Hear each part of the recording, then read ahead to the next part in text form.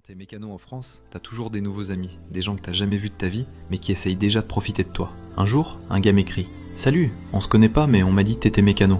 Déjà, ça commence bien. Il enchaîne direct. « J'ai un petit souci sur ma voiture. Rien de grave, tu peux regarder vite fait ?»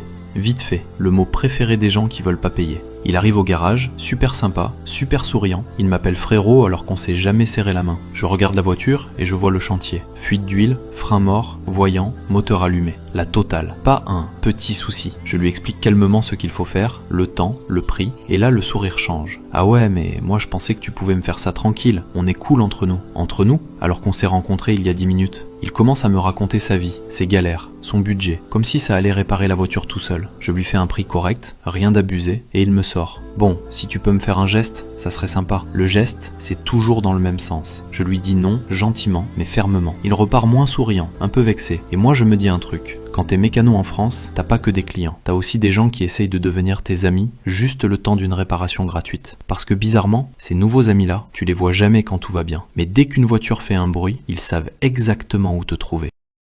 Quand t'es mécano en France, t'as deux catégories de personnes qui te font vieillir plus vite. Les stagiaires et les apprentis. Le stagiaire, lui, il est là pour découvrir. L'apprenti, lui, il est là pour faire. Et toi, t'es là pour empêcher le garage d'exploser. Le stagiaire arrive le premier jour, tout timide, carnet à la main. Il me dit « Je peux aider à quelque chose ?» Oui, à pas toucher. Je lui dis « Regarde bien, pose des questions et ne démonte rien. » 3 minutes plus tard, je le vois penché sur un moteur, clé à la main. Il regardait. L'apprenti, lui, il arrive confiant, trop confiant. « Chef, laisse-moi faire. » Cette phrase, c'est jamais bon signe. Je lui confie une tâche simple, changer un filtre. Je reviens, le filtre est monté à l'envers. Je lui dis « Ça te choque pas ?» Il me répond « Bah ça rentrait. » Le stagiaire regarde la scène choqué, il note tout. L'apprenti lui, il recommence. Je demande une crie de 10. Le stagiaire m'apporte une 10 fièrement. L'apprenti revient avec une 13, puis une pince, puis un marteau, comme si c'était un jeu. À la pause, le stagiaire a peur de tout casser. L'apprenti est persuadé de tout savoir. Et toi, t'es entre les deux à respirer lentement. Mais au fil des jours, le stagiaire comprend, observe, apprend. Et l'apprenti commence à écouter un peu. Un jour, sans prévenir, il réussit un truc tout seul, propre, dans les règles. Et là tu souris, parce que t'as compris un truc. Stagiaire et apprenti, c'est fatigant, c'est stressant, c'est parfois dangereux. Mais sans eux, il y aurait plus personne pour reprendre le flambeau. Et dans ce métier, si personne transmet, le garage il finit par fermer.